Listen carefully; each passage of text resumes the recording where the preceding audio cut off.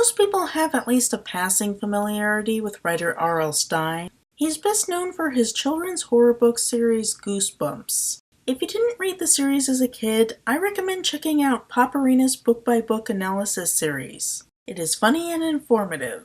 Lesser known, however, are the young adult horror books he started writing before Goosebumps, a long-running series of short novels called Fear Street, which ran in its original form from 1989 to 1998, and is still going on today in the form of spin-offs. There's even a film adaptation in the works. Wanting some of that sweet R.L. Stine clickbait, but not wanting to muscle in on Popperina's territory, I decided to try my hand at tackling this series. I was walking with the ghost. I said, please don't insist. I was walking with the ghost. I said, please don't insist.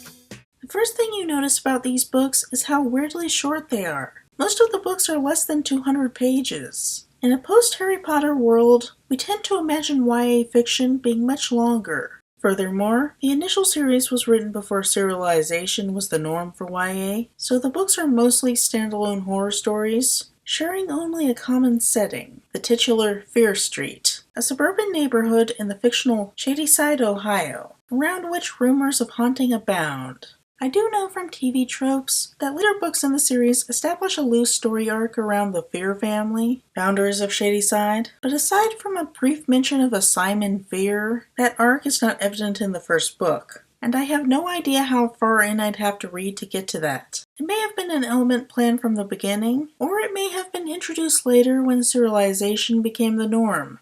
The first Fear Street book is The New Girl, a story flirting with both ghost story and teenage murderer elements. The book serves the dual job of telling its own horror story and introducing the series with the Fear Street location. It does alright, but may strain the seams in its attempt to include both. The book starts with a prologue featuring an unknown viewpoint character implied to be a murderer. They are envious of their sister Anna gaining attention, so they murder her. They make it look like an accident, and then pretend to have come across the body and to be distraught over it. It's a compelling teaser, but I honestly think it plays its hand too soon.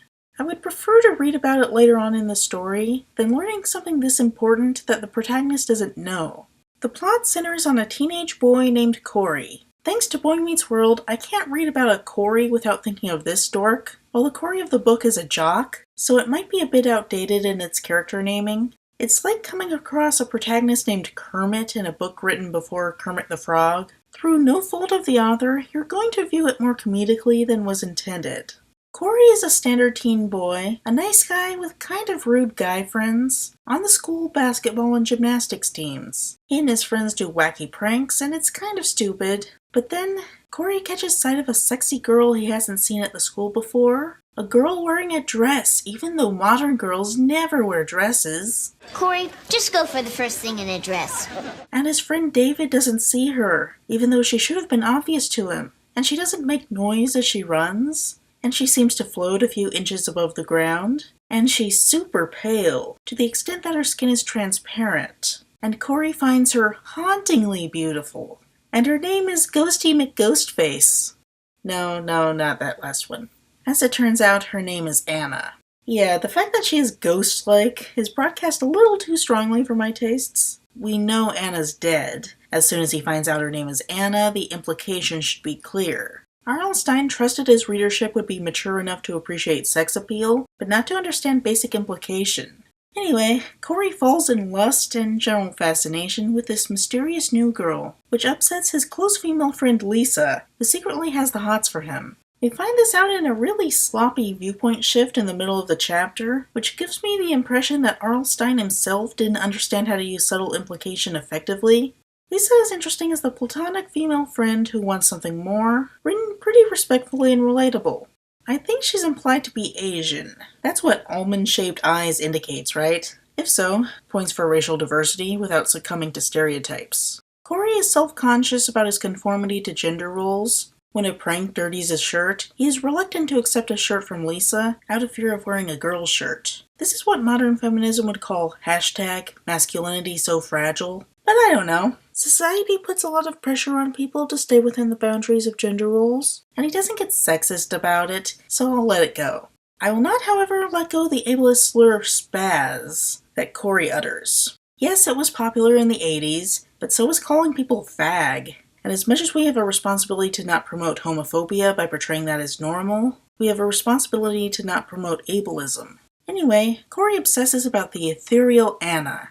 Kind of reminds me of the eerie romance of Carmilla, but much more overtly sexual than LeFanu was able to get away with when it was two women. Lisa tries to ask him out, but Corey doesn't understand and instead asks about Anna. Then learning her name, Anna Corwin, a new girl whose family moved to Fear Street. We then learn that Fear Street is a creepy street rumored to be cursed, haunted, monster-filled, ready for whatever R.L. Stine would come up with down the road. It winds around a cemetery and by the burned-down mansion of Simon Fear. I didn't think that was an actual name, but I looked it up and what do you know? Fear is an old English name, perfect for a series like this. Corey calls information, and he gets the operator to tell him Anna's phone number. The operator says that she isn't supposed to give out that information, but he pleads, and she gives in because it's her last night, and because Corey seems like a nice person. And then Corey harasses Anna because he's a stalker for all she knows. I mean, seriously, violating security protocols is not the kind of thing you do on your last day because someone sounds nice. You delete the president's Twitter account. Calling information is one of the many things that roots the story in the 80s. The story is built around the 80s infrastructure, with no mobile phones and no internet. But the copy I have is a reprint from 2005, and the publisher ineffectively tried to modernize it. You've got references to Lord of the Rings DVDs, Missy Elliott, and an iPod. Replacing what I assume were 80s VHS tapes, an 80s singer, and a Walkman, but they're haphazardly stuck into what is clearly a book from the 80s. It's just so condescending. Either trust your readership to know and understand that it's an 80s book, or radically restructure it to intelligently incorporate modern life into it, not just insert random crap.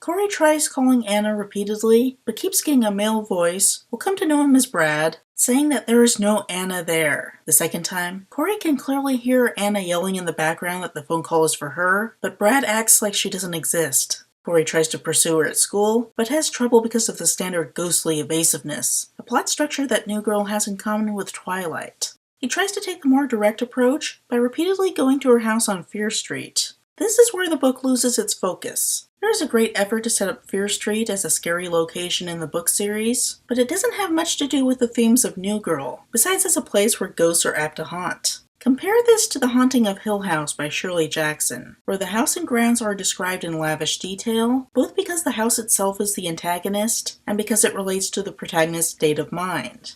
In New Girl, Fear Street is spooky, but doesn't mesh with the plot. You could remove Fear Street entirely and have the same story. I actually have to wonder if R.L. Stine conceived of New Girl as a standalone novel, and shoehorned in Fear Street once the idea of it becoming a series was suggested to him. What happens on Fear Street is pretty much Corey sneaking around, scaring himself, and running into a mysterious old man and his aggressive Doberman named Voltaire. If you're going to name an animal after a philosopher, Voltaire is way better than Hobbes. I'm just waiting for someone to name a chicken Diogenes. Okay, who is this mysterious old man?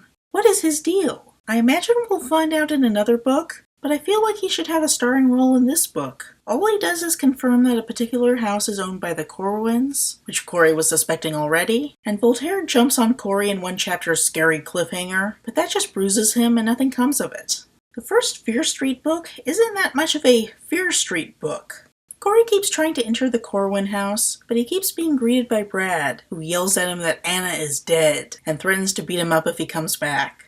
Corey sees Anna in the window, so he knows that it's her house, but Brad is so insistent that Anna is dead, that Corey starts to wonder if Anna might in fact be a ghost. This would be far more impactful to read about if we weren't informed that Anna is dead in the prologue, and had to read through chapters of her being a ghost strongly telegraphed at us. That, alongside Corey continuously missing hints that Lisa's into him, just makes him feel like a buffoon, and I don't think that was intentional.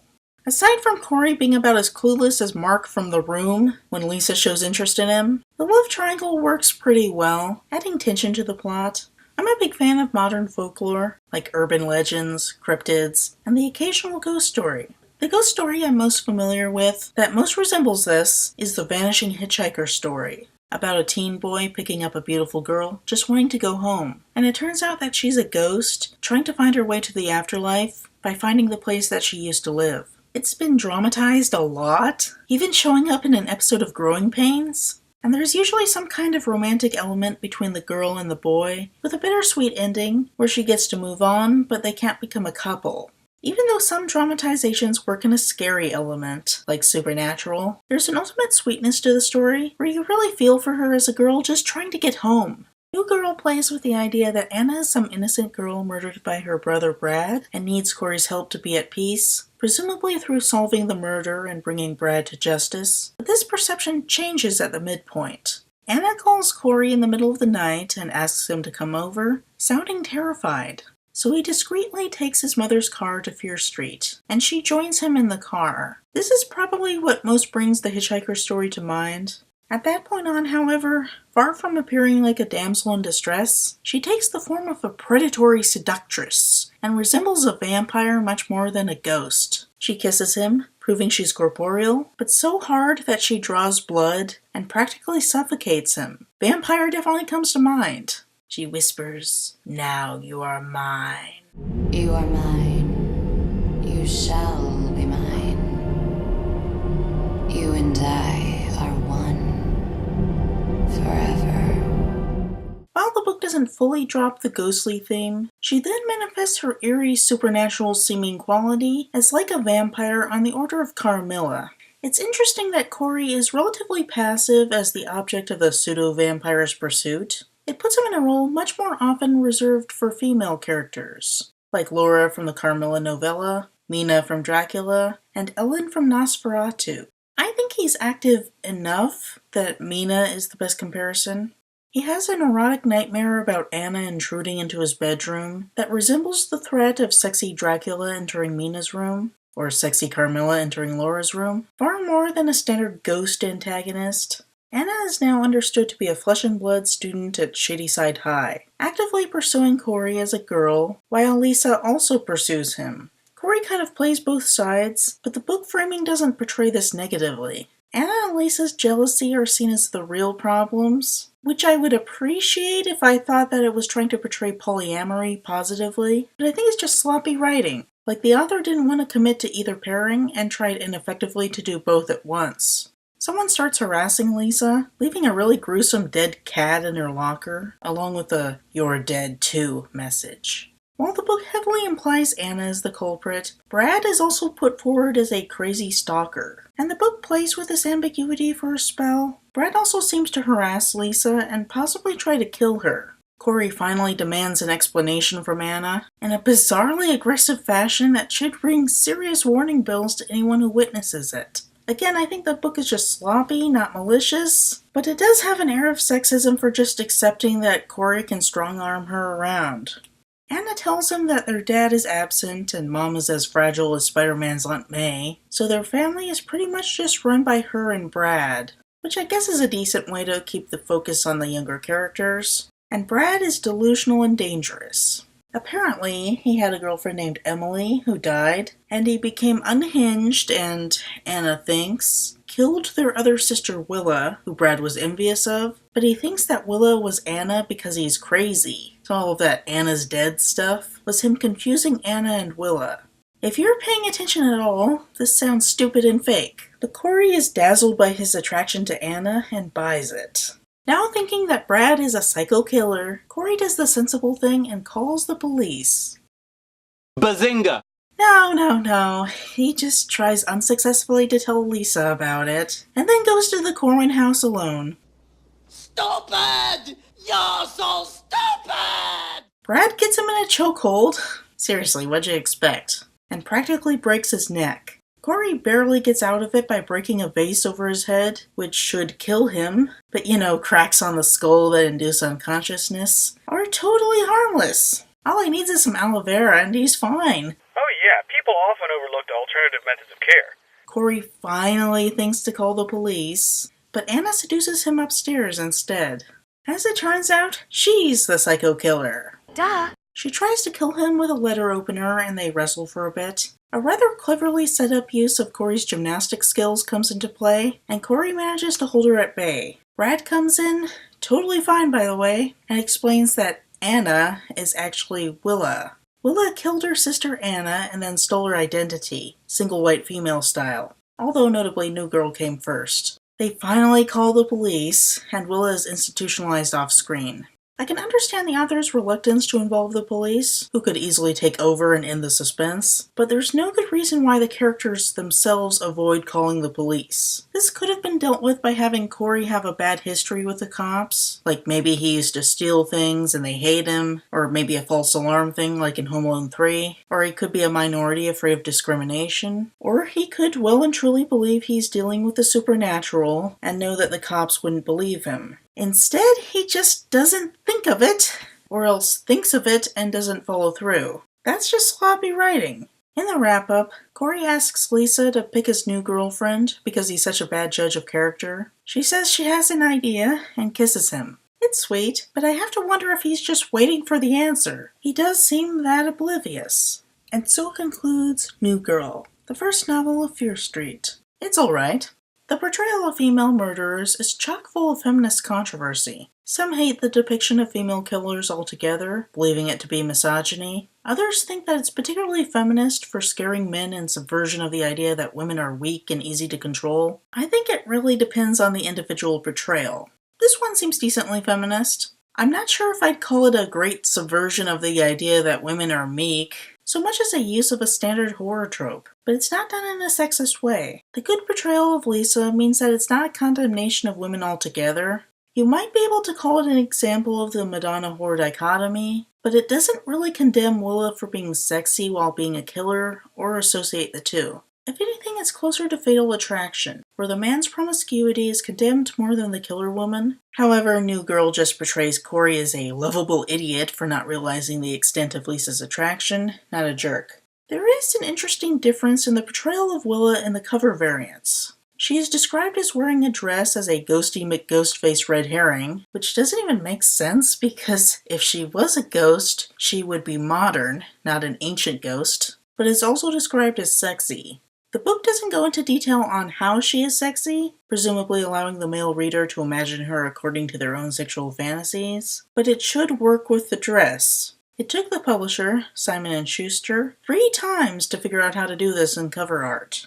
The first variant, from 1989, is conservative, just depicting a standard pretty teen girl in a sweater, a baggy skirt, and high heels. Even with the heels, she's only attractive in the sense that people attracted to girls can generally be drawn to her. It's interesting that this coincides with her portrayal as the first conception of her as the innocent ghost girl, which makes sense as it hides the spoiler that she's malicious. But it does work with the Madonna horror dichotomy for desexualizing her while portraying her as a good character. The tagline, "He had to learn her secret, or die trying," holds a connotation of investigating her story with ambient danger, not danger that stems from her. The second variant, from 2005, really tries to make her sexy, as I'm sure was more acceptable for the time period, but it defaults to a porn trope, sexy schoolgirl outfit, instead of depicting what a literal schoolgirl would actually look like. The tagline has now changed to "Making new friends can be deadly," which holds the connotation that the danger might come from her.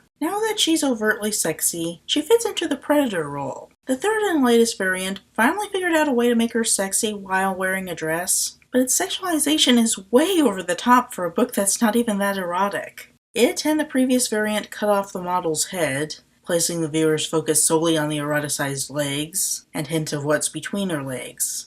This is done very deliberately in the third variant, with leading lines from the arms and legs, directing the gaze to her crotch. The original tagline is back, but now that it's level with her crotch, the line about her secret has the connotation of what she is physically concealing in the image, urging the presumed male reader to read based on the implication that the book is more erotic than it actually is. Notably, other covers in the reprint style feature full faces. It's like they couldn't figure out how to make Willa sexy without reducing her to an object. On the other hand, the pink-white dress has the connotations of virginal purity, subverting the Madonna-whore dichotomy by invoking both concepts in the same image. Anyway, don't judge a book by its cover. For a story that turns out to have no supernatural elements, it is a decent ghost/vampire story. It is written like a book of the fantasy horror genre, with the reveal of the lack of supernatural elements a smoother transition than Scooby-Doo type reveals. Willa never pretended to be a ghost. That was all Corey's interpretation. How this is illustrated is a bit clunky.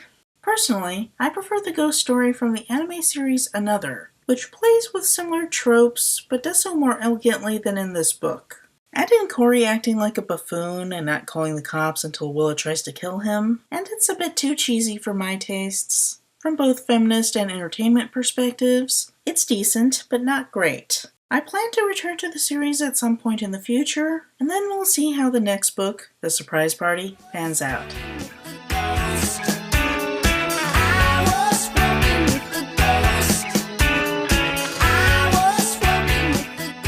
Please like, share, subscribe, follow me on Twitter, and send me an email if you want to commission a video review, and click the link below to support me on Patreon.